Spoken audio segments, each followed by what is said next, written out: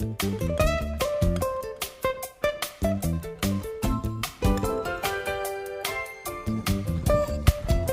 right, I'm going to ask the DJ to cut the music. We're going to go ahead and get our study session open. So I'm calling to order our 4 p.m. special meeting. Let's start with roll call, please. Councilwoman Zendejas. Present. Councilwoman Allen. Present. Councilwoman Price. Present. Councilman Supernaw. Here. Councilwoman Mungo. Councilwoman Sorrow. Present. Councilman Uranga. Councilman Austin. Here. Vice Mayor Richardson. I am here. Mayor, we have a quorum. All right. So let's read the closed session item, please. The study session item, please. Recommendation to hold a study session to receive and file a presentation on the operation of the Southeast Resource Recovery Facility. Fantastic. Mr. Modica. Thank you, Vice Mayor, members of the City Council. So we're excited to be here tonight to present a number of information on our Southeast Resource Recovery Facility. That is the city's waste-to-energy plant that's been with us for many, many years and is really our responsible way for disposing of refuse. We're going to go through today a lot of the science, a lot of the data. We've heard a lot of comments about SURF without really understanding the complexity of the incident or of the infrastructure that we have there. And so we really want to spend some time going deep into the science and the data. I want to thank Councilmember Austin, who asked us for the study session and brought this forward. And at the end, it's a study session, but we do have kind of some next steps to go over with the council, and then we'll be listening and taking input and then moving forward. So I will turn it over to Bob Dow, who will start our study session. Good evening, Vice Mayor and members of the City Council. We're privileged to present to you this evening or afternoon an update on SURF's, the city's Southeast Resource Recovery Facility, or as we call it, SURF. I'm joined alongside this afternoon by Alan Foley, SURF's Manager of Electric Generation, and Deco Melkonian, the city's Environmental Services Bureau Manager, and remotely by Michael Van Brunt, Covanta's Senior Director of Sustainability. In Long Beach, we manage our waste by a defined waste management hierarchy that includes encouraging waste reduction in an effort to reach zero waste, encouraging reuse in a further effort to reach zero waste, then recycling what cannot be reused and for which recycling is possible, and finally, for waste that cannot be recycled, we use the remaining waste stream as a fuel source to create local clean energy as opposed to landfilling that waste stream. The waste management hierarchy diagram shown on the right provides clear guidance that both material recovery via reuse, recycling, and composting, followed by recovery of energy, should be the precedent of any waste, or should precede any waste being sent to landfills. Over 40 years ago, the closure of a nearby landfill led to the realization that Long Beach could no longer rely on the export of its municipal solid waste as a responsible solution and with no impacts to other communities. The SURF solution, which incorporates waste-to-energy technology, was chosen as the best environmentally responsible tool for the city's continued waste management. The city and the Los Angeles County Sanitation Districts co-own SURF under a joint powers authority with a 2/3 to 1/3 split between the city and the sanitation districts respectively. SURF began commercial operations in July 1988 and is currently operated by Covanta Long Beach Renewable Energy, or as we call them, Covanta. Waste to energy is a critical component of the preferred municipal solid waste management hierarchy and can be a significant tool to avoid landfilling waste after reduction, reuse, and recycling. More specifically, waste to energy offers significant reductions in greenhouse gases compared to that of landfilling waste. Waste to energy avoids the main consequences of landfilling, the leaking of toxic chemicals into the ground and the release of methane to the atmosphere, the second largest contributor to global climate change. Landfills have recently been identified by NASA scientists as a super emitter of methane. Landfills don't measure their emissions, they model them, and have been underreporting for years. It should be noted that methane is 80 times more potent than CO2 over 20 years as a greenhouse gas. There are numerous scientific studies that have quantified the reduction in greenhouse gas emissions when waste to energy is used to manage municipal solid waste. A large body of literature employs life cycle assessments to calculate the potential greenhouse gas savings when using waste to energy versus other municipal solid waste management options. This is also widely recognized by the scientific and engineering communities, as well as numerous state entities shown on the slide.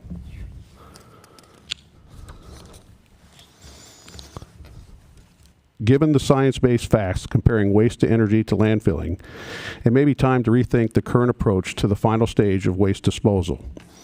The United States is currently generating energy from just a little over 12% of its municipal solid waste.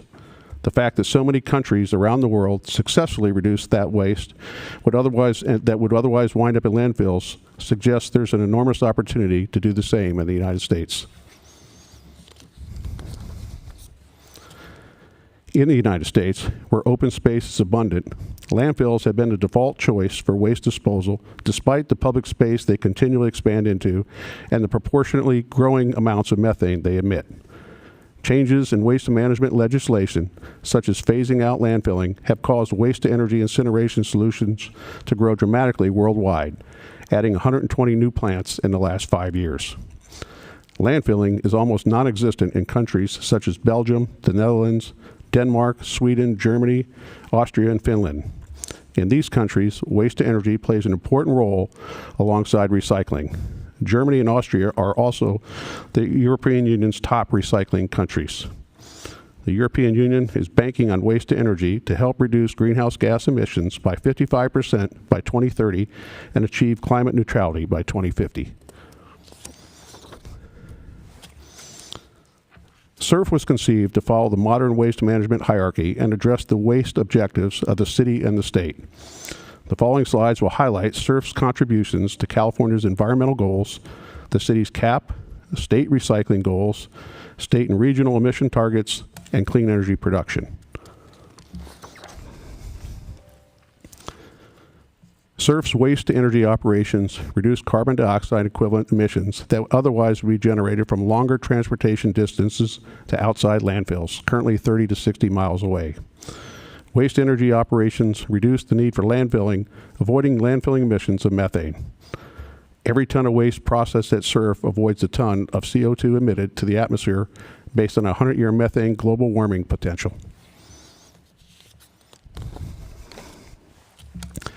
The city embarked on an aggressive plan to mitigate projected future climate and ensure that the city is prepared for the impending impacts. A key element in the plan is its waste actions that contemplate the continued use of SURF going forward. In that plan, if SURF were to discontinue as being part of the integrated waste management strategy, the city's greenhouse gases would increase by 98,200 metric tons of CO2 equivalents by landfilling its municipal solid waste versus processing it through SURF, and increase an additional 2,690 metric tons of CO2 equivalents per year from the 761,000 additional miles driven by trucks hauling waste to nearby landfills. These impacts would also be similarly realized by the 148 local jurisdictions currently bringing their waste to SURF. While there's great interest in increasing recycling and materials recovery, with many communities working towards laudable zero to waste goals, a number of factors limit our ability to significantly increase recycling, including the economics of recycling that have deteriorated due to the reduced demand for recyclables, the cost of producing salable products from recyclable materials that has increased due to the changing waste streams, and the more sophisticated and expensive processing requirements. In spite of these challenges, SURF has averaged 750 tons of metal every month that has been recycled rather than sent to a landfill. SURF's operations provide for the safe disposal of unused and expired prescription medications, preventing drugs from ending up in the wrong hands or polluting public water supplies. Additionally, SURF destroys an average of 17,000 pounds of law enforcement confiscated narcotics each month.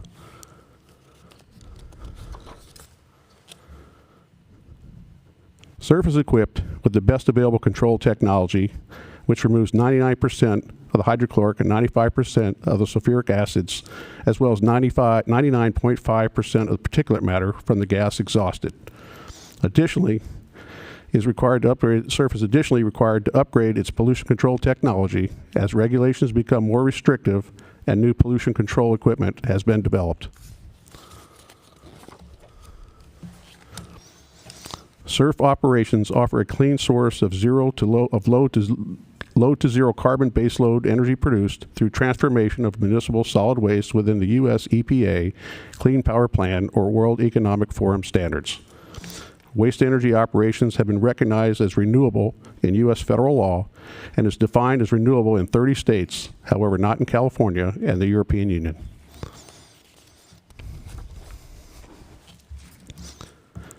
SURF adds many local benefits to the Long Beach community. SURF provides jobs for local workers, supports the local economy, and reduces the municipal solid waste costs for its residents. SURF's continued to play a key role in the city's sustainable waste management future that is fully protective of human health and the environment. We'll next discuss the specifics about the facility. The SURF facility is located on Terminal Island at the northwest corner of Ocean Boulevard and the Terminal Island Freeway. The area surrounding SURF is generally characterized as heavy industrial, manufacturing, trucking, and shipping uses. Properties near the facility include oil fields, container shipping facilities, power plants, refineries, and harbor waterways. The nearest resident is located approximately 1.7 miles from the facility.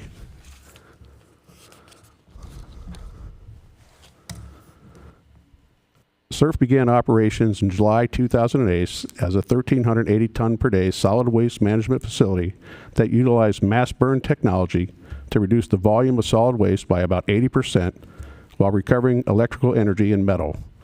Its initial construction costs in 1988 were $108 million.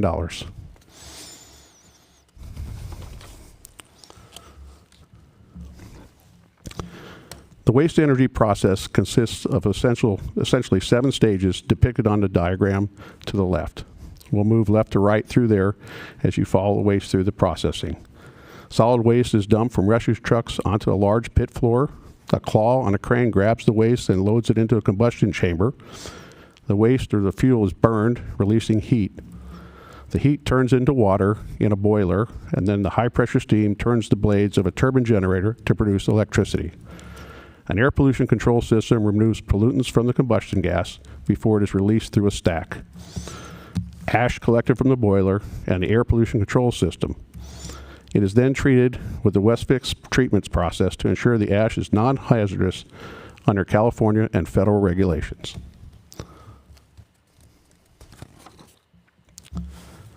This slide depicts the GHG, or greenhouse gas reductions from SURF's operations when considering the life cycle assessments over a 20-year period for global warming potential of methane. Moving left to right from the diagram, it starts with the emissions from the WTE process and then moves right to the offsetting values for the inherent benefits of waste energy operations. Since its beginning of operations in 1988, SURF has avoided over 37 million tons of CO2 equivalents. This is equivalent to closing 9 coal power plants for a year.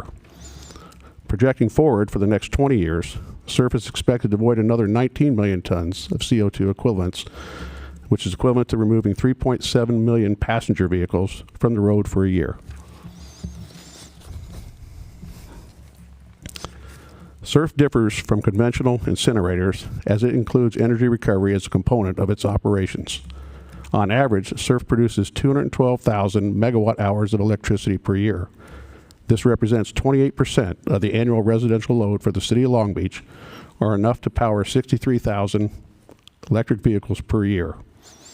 In fiscal year 21, SURF generated $9.1 million in electricity sales.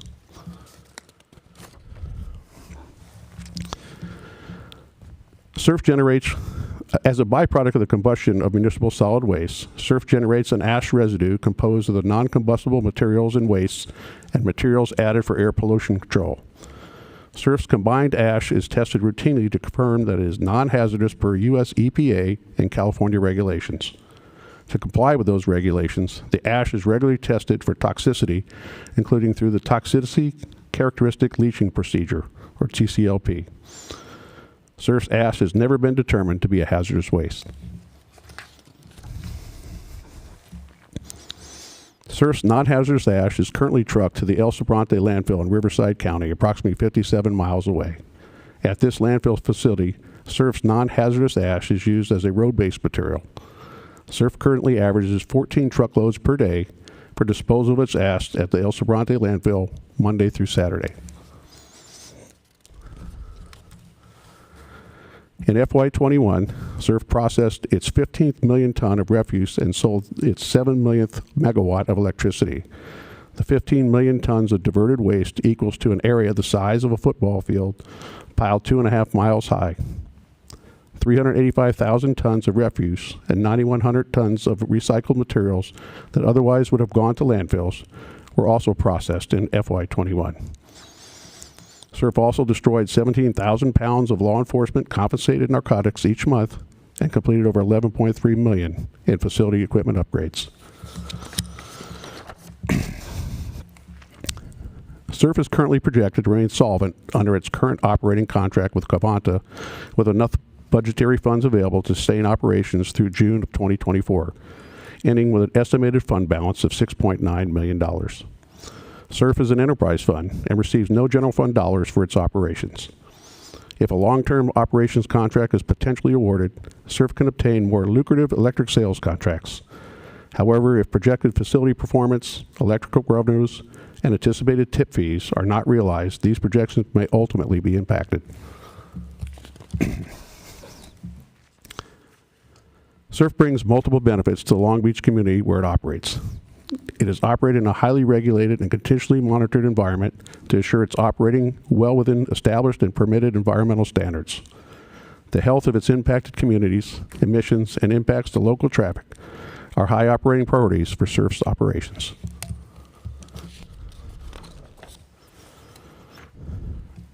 Surf is located on the highly industrial terminalized island in Long Beach. Multiple health risk assessments conducted for Surf and required by the South Coast Air Quality Management District using SQAMD protocols have shown no health risks to the local community. A 2007 National Research Council report states that epidemiological studies suggest there is no association between human health effects and the operation of waste-to-energy facilities. In the U.S., multiple air quality risk assessments and health surveillance programs surrounding waste-to-energy facilities have determined that there was not a predictive or actual increase in health issues, including for those in vulnerable or sensitive at-risk populations, such as children or the elderly. This slide was taken from a 2018 presentation given by Dr. Eugene Singh, founder and instructor of UCLA's Extension's Recycling and Municipal Solid Waste Management Program, to the city's Sustainable City Commission. It shows that in other countries throughout the world, in this case Japan, waste-to-energy plants are an integral part of the communities they serve. As shown on the picture to the right, this waste-to-energy plant is located approximately 500 meters or 0.3 miles from a hospital, and several schools are located even closer. Public health is always a primary driver in these countries in their land use considerations.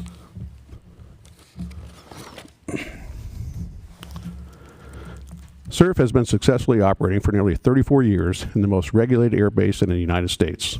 Surf's emissions are monitored continuously and must comply with the rules, regulation, and permits issued by the South Coast Air Quality Management District and the EPA.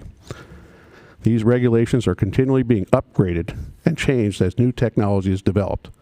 Surf's emissions are measured both through routine stack tests performed at least once a year and through continuous emission monitors, or SIMs.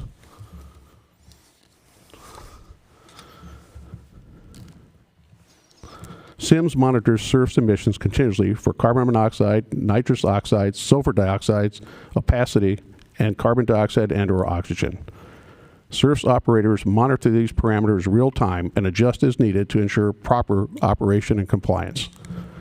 Other regulated pollutants are checked thoroughly through a rigorous stack testing program performed by a regulated third-party approver. Over the last 2 years, Surf's emissions were out of compliance 0.06% of its operating time due to equipment malfunctions, which are allowed under South Coast Air Quality Management District regulations. A review of the literature performance for SURF shows, that are depicted on this slide, shows emissions are far below federal and SQAMD regulated limits. SURF's emissions are widely studied and well documented in the public domain and regulatory information portals.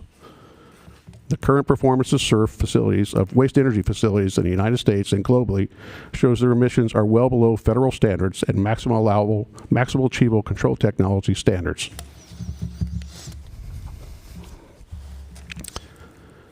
Like all human activity, waste management has an impact on the environment. However, the thorough combustion process and air pollution control equipment described previously minimizes emissions.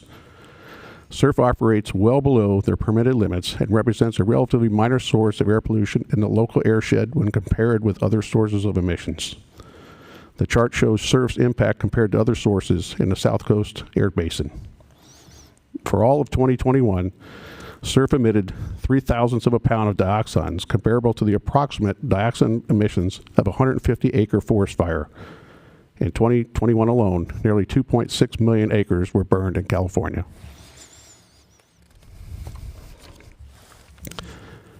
With nearly a 300-foot tall stack as part of SURF's operations, a regular question that is asked is what comes out of the stack. As mentioned previously, SURF's emissions are monitored both continuously with periodic testing. Over 99% of what comes out of SURF's stack are normal components of ambient air: water, vapor, oxygen, carbon dioxide, and nitrogen. Less than 0.04% are emissions required to be regulated through statewide air quality permits. The trucks utilized in SURF's operations only enter the facility between the hours of 6 a.m. and 6 p.m. Monday through Saturday. An average of 165 trucks use SURF daily, with 50% of those trucks powered by CNG. All city refuse trucks are CNG or LNG powered, which is 34% less emissions versus diesel over the total life cycle. Ash hauling from SURF's operation averages 14 truckloads per day. None of those trucks drive through any Long Beach or Los Angeles residential areas. For the 2020 calendar year, trucks utilized for SURF's operations accounted for 0.5% of the vehicles utilized in the combined Port of Long Beach and Port of Los Angeles operations. As evident in the slide data, of the nearly 8.5 million trucks utilized in the vicinity of SURF, roughly 45,000 of those supported SURF's operations.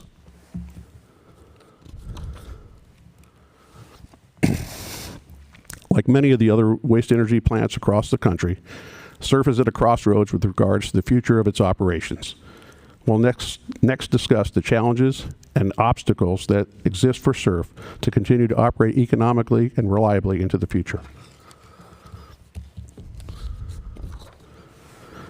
SURF is at a pivotal moment where, in order to secure operation for the next 30 years, significant capital investment is required.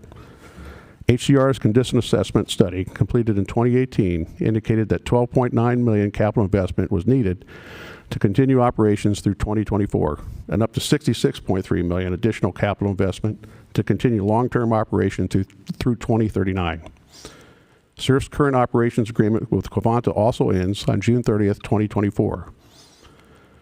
Current SURF fund projections indicate the facility will be solvent through at least June of 2024. However, operational sustainability is at risk if projected facility performance, electrical revenues, and anticipated tip fees are not realized. The regional waste market is facing upward pressure in landfill prices and uncertainty in long-term landfill availability. Orange County landfills are rumored to be shut off to LA County trash at the beginning of 2025. If SURF's operations were to cease, the city would have no option but to ship its waste greater distances, resulting in significant increases to the city's disposal costs and greenhouse gas emissions. Additionally, the city and the state of California have significant organic diversion goals without the infrastructure to meet them. A more recent challenge for SURF's operations arose on February 8th with the proposal of Assembly Bill 1857. This proposed legislation removes the current waste diversion credit for jurisdictions that deliver their municipal solid waste to SURF.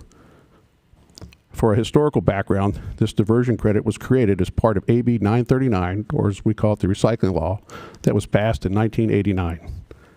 Cal Recycle crafted the AB 939 diversion credit to not financially penalize waste-to-energy facilities that took the action to implement an accepted solid waste management strategy and furthered recycling goals.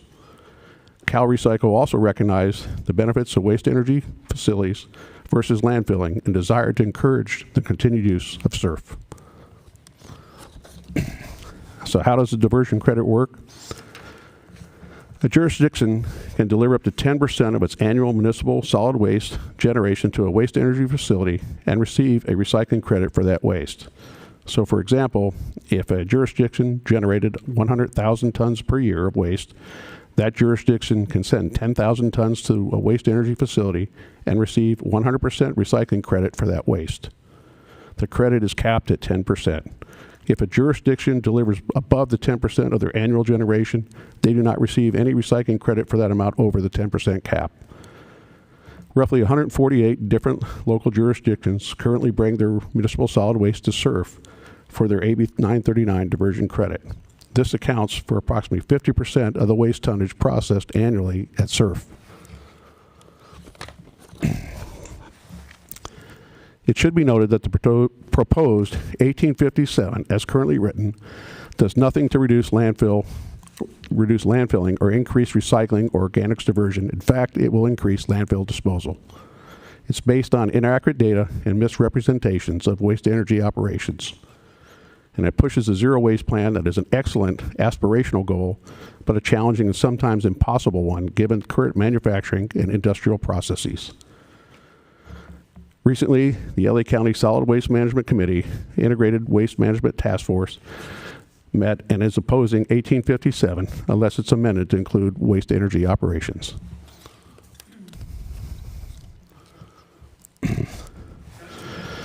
Additionally, the rural county representatives of California also oppose AB 1857. RCCR is an association of 39 rural California counties, and the board of directors is comprised of elected supervisors from each of those member counties. AB 57 recently passed out of the Natural Resources Committee on March 22nd, is now sitting in the Appropriations Committee. Likely will not move until sometime until mid-May, and then could be considered by the whole assembly. Staff recommends opposing the proposed AB 1857 legislation due to the detrimental impacts to greenhouse gas emissions, SURF's current and future operations, the additional trucks traveling through communities previously not impacted, and offering no practical solution besides additional landfilling. City staff is now engaged in a formal study with HDR regarding assessing the future opportunities for SURF. The scope of the study is to develop project concepts and procure a potential new developer/operator for SURF.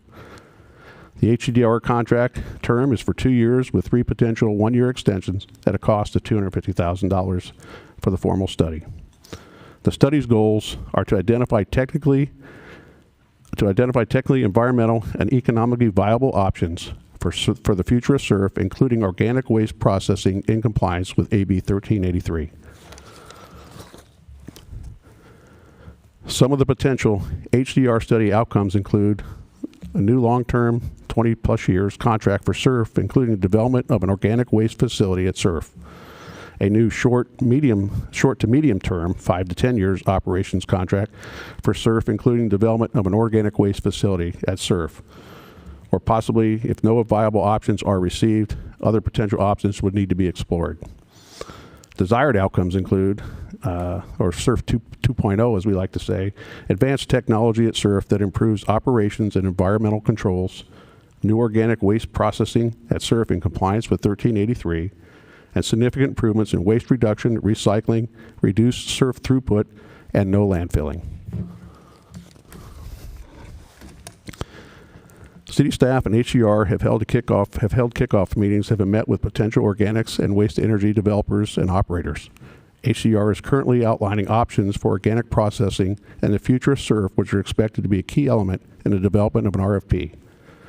The current schedule contemplates issuing an RFP to prospective WTE operators and organic operators, waste management technology companies, in the upcoming July to September 2022 timeframe. Further council input is anticipated prior to the RFP issuance, after the proposals are received and ranked, and when consideration of a new contract in the first or second quarter of 2023.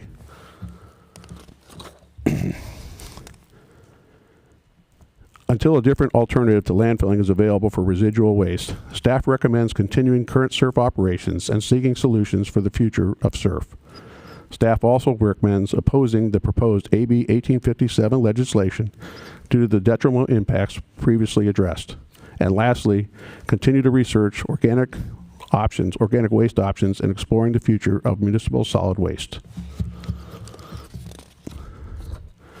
This concludes this afternoon's presentation, and staff is available to answer any questions that you have. All right. All right. Thank you for that presentation. We're going to go ahead and go to public comment. Mr. Clerk, you want to facilitate public comment? Will the following speakers please line up? Tommy Fahana, Gary Shetton, Whitney Amaya, and Kimberly Amaya. You have 3 minutes. Begin now. I'll keep it under 3 minutes. Good afternoon, City Council and City staff and public. My name is Tommy Falvai. I represent IBEW Electrical Workers, Local Union 11, and we represent 40-plus members there at SURF, working under Covanta. And I know Bob mentioned the potential passing of AB 1857. That's basically a job killer for us when it comes to the waste-to-energy facility here at SURF. I know our members make really good wages and health and a 401k. I know some of the members that work there have been there for over 30 years. They work 12 hours plus or more hours for each shift. Specialized work, specialized workforce. We want to keep that workforce going. We urge the City Council and the and staff, to negotiate out of good faith with our partners at Covanta and see a resolution come forward. I know it's still early in the process, but we like to see our members still working and not shut down this facility. Thank you. Thank you. Next speaker, please. Good afternoon, Mr. Vice Mayor, members of council, and staff. Thanks a lot for the presentation. As soon as I found out about it, I was looking forward to coming here and addressing you all. I had the opportunity about 20 years ago or so, maybe 15, to tour the SURF plant. I was project managing a replacement of all their library components, actually triplicating the library there. And the librarian took me up on the roof, and I actually got my life of public activism started by peering over that into the Roosevelt base. What I wanted to say now about this presentation is if you paid close attention and you listen to a lot of things and you kind of read between the lines, you'll discover that when pressures begin to mount for you to ignore the AB 1857, or rather than fight against it, or to look at alternatives to the SURF plant, what may be presented to you as alternatives, such as composting. I don't see how that's feasible for the amount of trash that we deal with over there, such as rearranging all of the truck routes, which I believe you're probably aware that we're in about 2/3 of the way through a process in the city of reimagining how trash is going to be collected and then what we're going to do with that trash once it's collected. I know I live 1 block from where I'm standing right here addressing you. I may be the person that's the closest resident within 1.7 miles of this SURF plant. I go past there frequently, and I never see anything. Remember the statistic? I never see anything coming out of that great big huge smokestack, because having been able to review some of the records in the library there, I know they have filters that are bigger than this podium right here, and stacks and stacks and stacks of them, so that that tiny fraction of what's in the ambient air actually is all that comes out of that smokestack. To fill a landfill, any number of landfills with what would have to come out of that that would not go to the SURF plant is another infeasible thing to have to look at. I think anything that anybody would project for replacing the SURF plant and the benefits it brings to the city would be discovered to be so infeasible that the same decision that was made to build the SURF plant decades ago would be made again, that it's the best and highest use of our trash is to take it there and turn it into energy. Thank you. Thank you. Next speaker, please. Yeah, good afternoon, City Council members. My name is Whitney Amaya. I'm from West Long Beach and a member and organizer with Eastern Communities for Environmental Justice. One, I'm disappointed in the lack of public outreach for a public study session and not sufficient notice given to residents to attend. And also, we are still in a pandemic, so it would be nice to still have the option to engage virtually. The presentation from staff was lacking in a lot of information, and still disappointed to see that they're not looking into the health impacts from the emissions because there are still emissions. Although this current city council did not approve the construction of the incinerator, iterations of the city council has supported its continued use, but you all have the power to change the way resources are managed in our city now into the future. And contrary to how the issue has been framed time and time again, our only options aren't landfill or incineration. We need the City Council to begin taking action on the option of zero waste and zero emissions and facilitate a transition for the workers at SURF. Despite the facility's pollution control technologies, SURF still emits greenhouse gases, toxic pollutants, and toxic ash that not only contribute to the region's bad air quality and climate change, but also severely impacts the health of residents.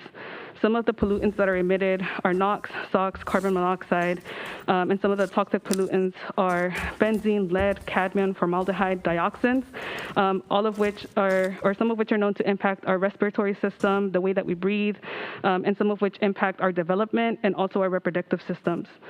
It is well known that asthma rates are higher and the life expectancy is several years shorter in West Long Beach than in East Long Beach, of which SURF is contributing to. So please keep in mind that SURF only tests during optimal operating times and that it has exceeded its emissions several times. This greenhouse gas emissions that were shown on the slide also do not take into account the life cycle emissions of products and materials that have been lost to burning and once again have to be extracted, manufactured, and distributed. Also, according to the fiscal year 2022 budget book adopted by the City of Long Beach, the expenditures of SURF are much higher than the revenues of the facility. So why is the city continuing to operate a facility when it is costing us not only our health, but our money? Instead of wasting our money on SURF, invest in zero waste, invest in the needs and health of our communities. And also, just so that you have a number, SURF is expending $5 million more than what it's taking in. Our city does have the option to become a zero waste leader that prevents waste and implements solutions to manage resources through composting, recycling, reuse centers, refill and repair systems, which also has the potential to create more local jobs. And AB 1857 does give the city the option to apply for funds to invest in these zero waste solutions. As a reminder, any alternatives that include technologies whose end products will be burned or pose a threat to the air, land, and water should not be considered, as this will only contribute to the region's poor air quality, climate change, and negative impacts on public health. No study session can ever justify the existence of SURF. Thank you. Thank you. Next speaker, please. Hello, my name is Kimberly Amaya, and I've lived in West Long Beach all my life. I'm a member of East Yard, and honestly, without my sister, I never would have known about this. So the lack of community outreach for this study session is disappointing. For all my life, my community and I have had to breathe harmful emissions from SURF, which has repeatedly exceeded their emissions, according to the report released by Earth Justice. This incinerator emits pollutants that makes it difficult to breathe and can increase asthma attacks, which I have seen too many times growing up. And this is just on top of all of the other pollution that we're breathing in from other industries. I hope the City Council stops ignoring the negative impacts of SURF and commits to a transition away from SURF and invest in zero waste. This is not a choice between landfills or incinerators, and I think it's really lazy and irresponsible to believe that landfills are our only other option. I believe our city can become a zero waste leader and inspire other cities to become zero waste, and zero waste does not include burning. If we can manage the waste through zero waste solutions, we can not only save money, but also have a healthier, cleaner community. I hope that the city council members close the incinerator at the end of its contract in 2024, hopefully sooner, and create and implement a zero waste goal and plan that centers community voices and invests in a zero waste future. I hope our health matters to you and that you'll make the right choice. Thank you. That concludes All right, public comment. thank you. That concludes public comment. Councilman Austin, and if the council wants to queue up, just push the request to speak. Councilman Austin.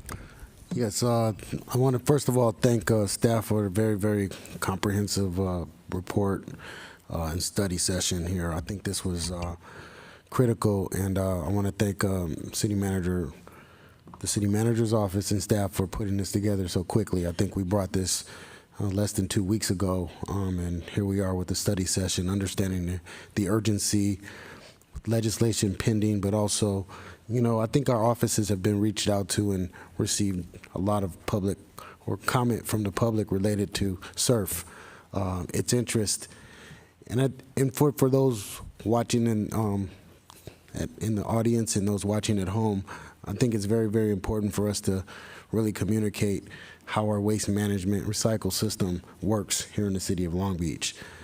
I see it as a benefit. I see it as a resource for our city, and it's unfortunate that we have this resource and it's not defined as a renewable energy producing facility, because it does produce energy and a significant amount of energy. I think there are challenges with SURF in terms of efficiencies, which can be improved with technology, investment, and innovation. We have to be innovative about waste management here in the city of Long Beach, but throughout the state of California. I don't know that this is the only solution, but it has been a process that has worked for our city for many years, that is actually slated to go away. And I think that is the bigger challenge. The challenge of losing, you know, our energy, our credits, diversion credits is real. Would make it very inefficient and unaffordable to actually operate. And, you know, some people may think that is a good thing, but again, you know, what are the alternatives, right? What's the alternatives? And, you know, is this going to be a cost where we are going to have to build or buy more refuse trucks? Are those refuse trucks going to be clean energy trucks? Can we afford that? Is this a practical approach today? And so I'm glad that we had this study session. I'm really interested to hear comments from my colleagues. I think this is a conversation that needs to be elevated, and this is a conversation that obviously is going to happen beyond these council chambers from some time to come. So those are my comments for right now. I appreciate the fact that we were able to get these facts before us this evening. Thank you. Thank you. Councilwoman Sorrow. Thank you, Vice Mayor. So I definitely hear the health concern, because the SURF is where the ports are, and it's, you know, within the corridor of where the freeways are. And so based on CalEnviroscreen, it's just gone to show that there are higher people with health disparity living within that region. But how much of it do we know based on the toxicity that are released in this region, right? There's a variety of toxins. So how are we able to discern which one of it is coming from certain facilities? Yes, we actually have a slide that shows some of that. So if we can get the presentation put back up, please, and then Bob will speak to it.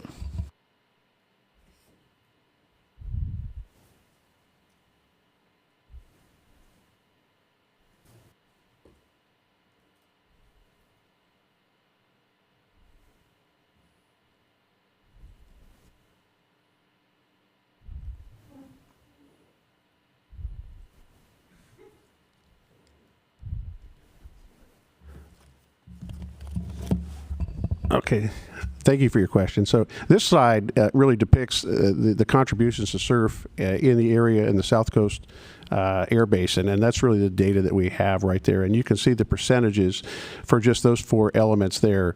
The big thing you hear about a lot is the dioxins that are attributed to surf, but from an inventory of those collected across the entire United States, dioxins emitted by waste energy facilities comprise right about 0.5% of the total dioxins emitted in the United States. So in this area, the 0.003 of a pound of dioxins emitted by surf, those are equivalent to, as we mentioned, 150-acre forest fire, which is, if you compare 150 acre to the 2.6 million that we burned last year, you can see with other sources than that, surfs are basically not even trace measured elements in that. This slide shows the other emissions from surf that aren't typically of air components. It's 0.004%, and so a lot of people say, well, how small is 0.004%? And there's some comparisons there. It's 3.5 seconds out of a 24-hour day, 21 minutes from a year. So you can see that while they are measured, and many industries do not have to measure for these, but surf does as a regulated entity. We publish these numbers, but they're so far, they basically deem them almost untraceable. But the equipment that we monitor with are that sophisticated to capture those numbers. And so those are hopefully that answers your question. Yes, it does, which is why I just have one more follow-up, is that while it does emit, it's emitting, these toxins are at low emission, we do have a city goal, though, to move towards zero emission. Is that correct at some point? And that's where I wanted to see a little bit more kind of, there was a lot of slide, but there was a goal on how are we moving towards that. So it seems like that's what the HDR study is about, is because we do as a city agree that we need to get there. It's just a matter of the timeline, right? So that's where I'm interested in learning, is how do we get there? And what are the tools we're using to get there? So I'll address the first part, which is we are doing our climate adaptation plan, and that's setting some pretty aggressive goals and state requirements. We've added on to what the state requirements are to try to get to net zero by 2045. So that's our aspirational goal. That is faster than the state of California. That's faster than a lot of other areas. And so we clearly have a ways to go to get there. There needs to be some very viable alternatives to disposal of material. We totally agree with the idea of getting towards zero waste. We have that zero waste plan. The city council has adopted that, but that is a longer term plan that Deco can talk to and Bob can talk to from SURF. So if we had closed SURF, then it wouldn't help us get to the zero emission goal. It sounds like it would be increasing other We'd be kinds going of toxins. backwards. Yeah, we'd actually have to open up the Cleaner Action Plan or the Climate Adaptation Plan and add something in. I think it was something like 4 or 5% of our goals actually are contributed by SURF or helping. We'd have to actually find other things besides landfilling that would. Excuse me. So. Yeah. Public comment is passed. Public comment period is passed. We're in our deliberation. Thanks. Please be respectful. Thank you. Councilwoman, did you have anything else? I didn't catch the last part of what Tom said, so if you could share that again. Yeah, Bob, if you can bring up the slide about the Cleaner Action Plan and the that's what I'm inventory looking for. and we can talk to the science and data there.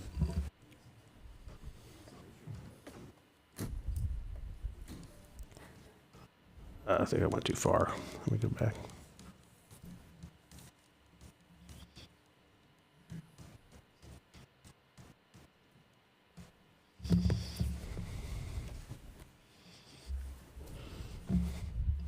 So if you look at the numbers on here, if surf is basically a baseline at present. Anything we do beyond bringing our refuse to the surf facility increases greenhouse gas emissions for the entire city.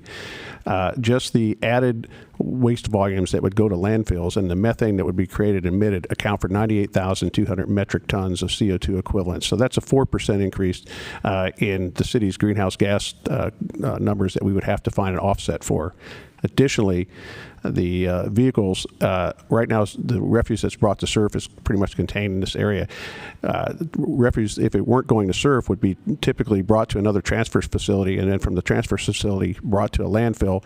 These numbers calculated on bringing it to the nearest landfill, which is 30 miles away, which is in Orange County. If the landfill were to be further away, say 60 miles away, that number would double, but it's 761,500 additional miles being driven by vehicles to haul the city's refuse to landfills. Thank you. No further questions. Thank you. Councilmember Urenga. Thank you, Mayor, and thank you, staff, for the presentation.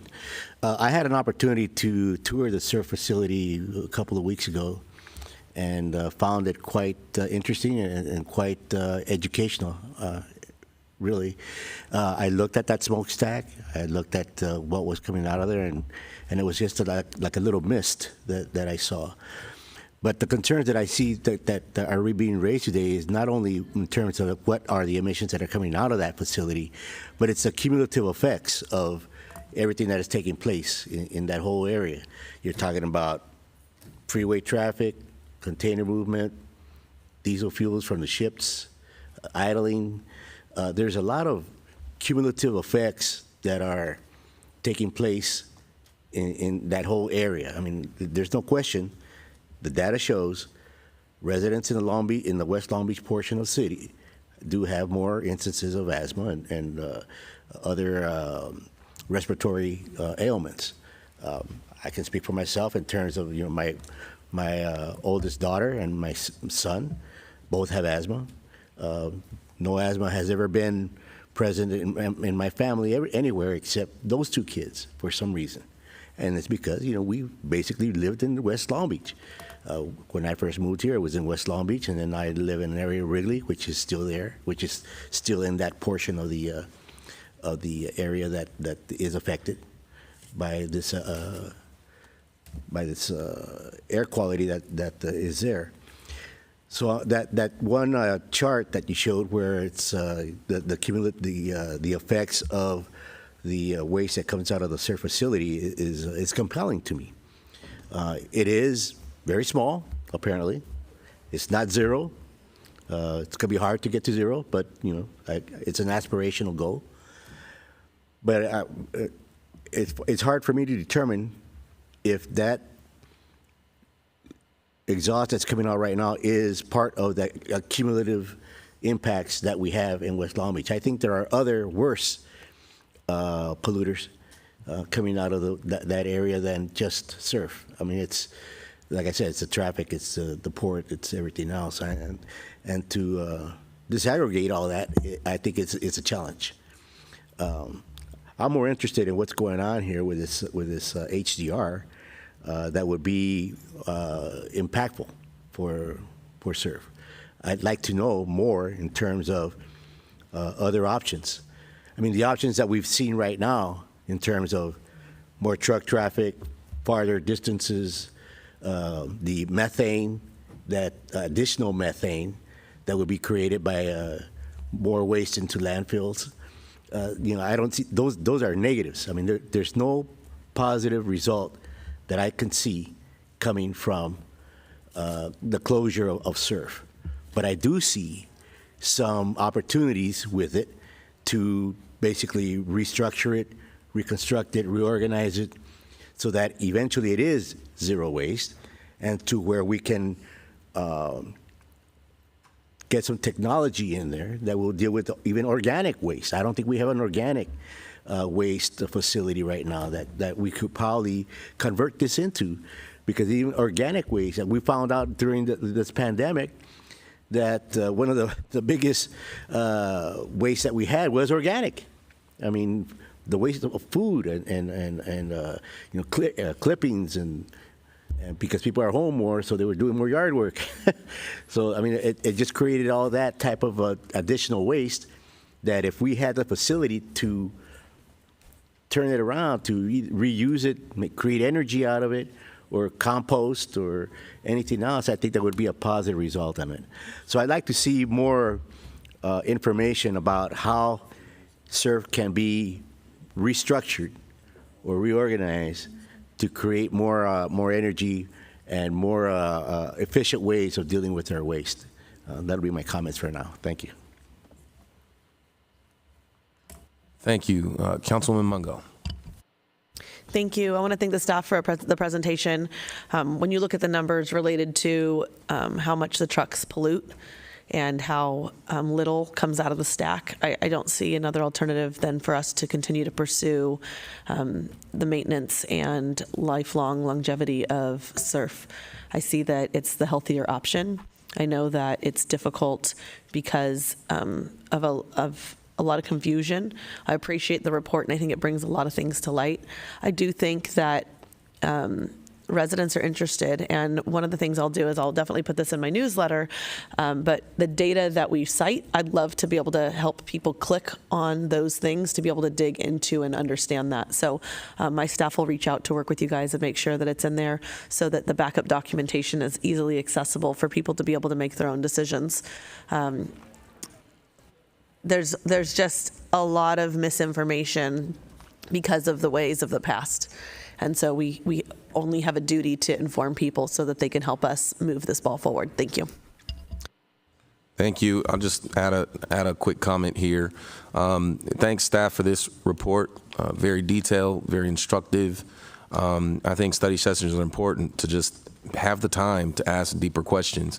I think we need to probably have a study session at some point about the broader inventory of clean air that impacts our communities, particularly on the west side.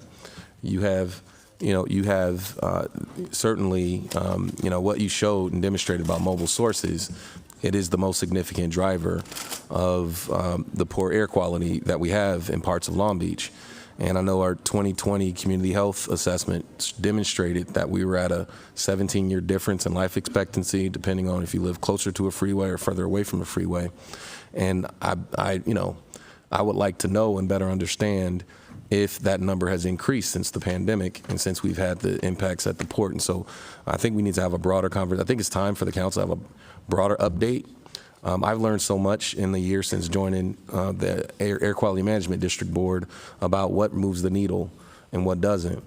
I also know that we have to have this conversation within the context of all of the mandates that are coming down from what we have to do to create, move to address our organics, our discussions about zero waste in the city. So it's difficult to talk about just one facility without talking about the ecosystem that has to be modernized.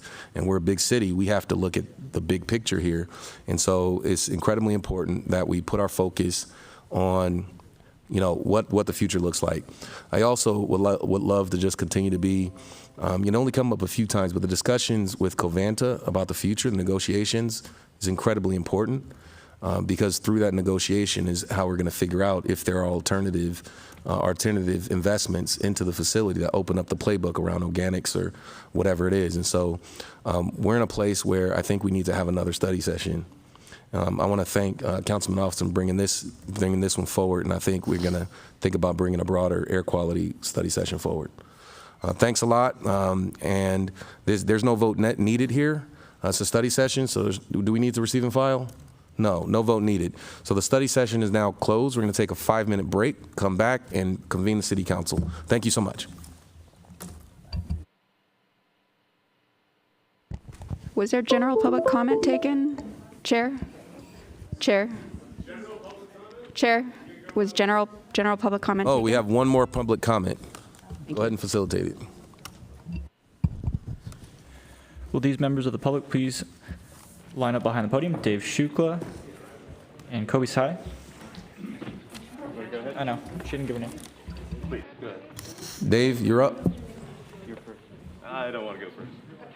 Yeah, are you forfeiting your role, your spot? I'm not forfeiting it, I just don't want to go first. Well, you're called first. Oh, okay. Well, since we're going by the letter of the law, this is non-agenda public comment, so I'm not going to comment on the tripe that was just presented as a factual report. But since the IPCC put a report out yesterday, that would be something I think Councilwoman Mungo, your staff should take a look at. Maybe get in touch with the city staff about taking a look at. Specifically on the question of historical responsibility.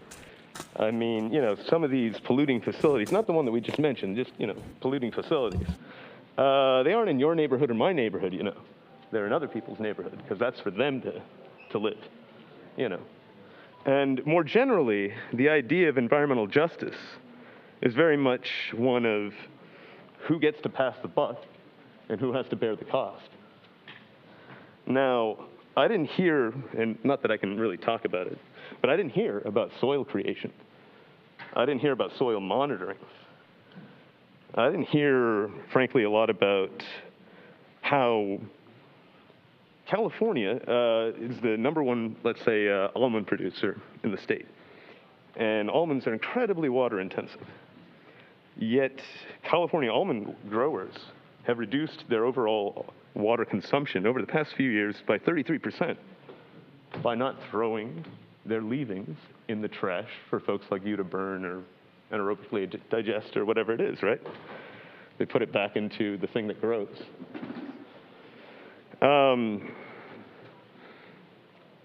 More nutritional, if nothing else.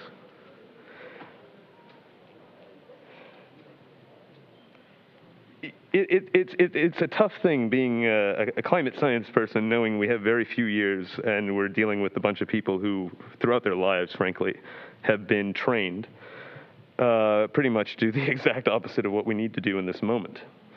The conversations that we're having, including for these study sessions, aren't from a baseline of what do you owe your population, what has the previous population left the current population with, what are your realistic options for having a population in situ in the future? How can you guarantee the children that have been brought up in this city that there's a future for them based on the way you're running it? I mean, this is something, if you guys are wrong, this city council, if you go along with, well, it's not so bad, you don't have to be the ones to take these decisions and, you know, maybe do things that aren't politically advantageous. 5 years from 10 now, 10 years from now, when it is too late and we know it for certain, I mean, what are you going to tell yourselves then? Thank you. Thank you. Next speaker, please. Good afternoon, esteemed council members. My name is Kobe Sky. I'm with Los Angeles County Public Works. I'm Assistant Deputy Director there. And I just wanted to focus on the opportunities for partnership between the city and the county. Just earlier today, our LA County Board of Supervisors adopted a motion to move forward on infrastructure investment and aligning between our regional partners. The county has established what we call Infrastructure LA. It's a convening of cities and other major agencies in the public sector throughout the region that are working on critical infrastructure, including solid waste management infrastructure. We actually have a committee formed specifically on waste and recycling infrastructure because we recognize the need for additional recycling and organic waste infrastructure. There's been a lot of discussion about that earlier. And mainly I want to encourage the City of Long Beach to partner with the county to look at the need for coordination and to recognize the opportunities at the federal and state level. Right now, we just had the most significant investment in infrastructure and in generation.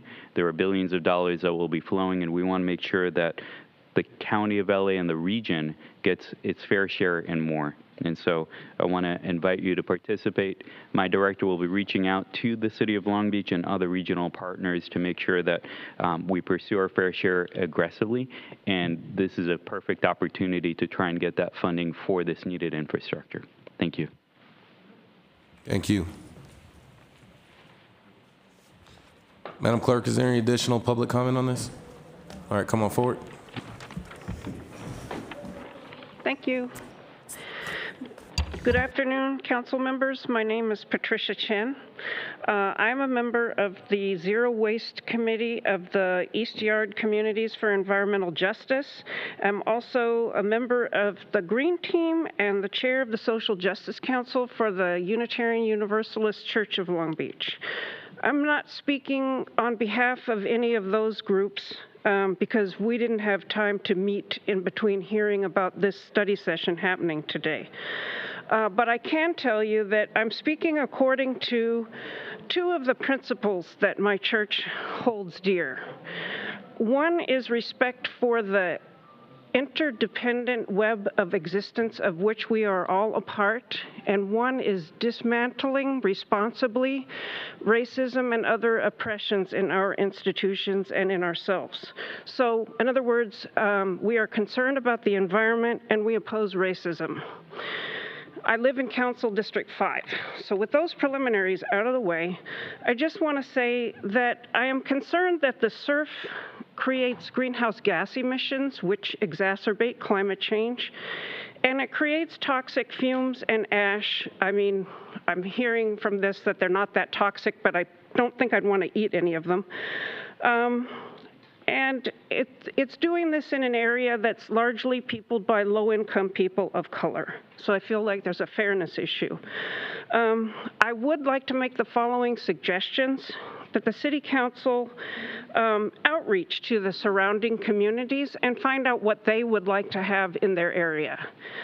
And also, I really recommend that we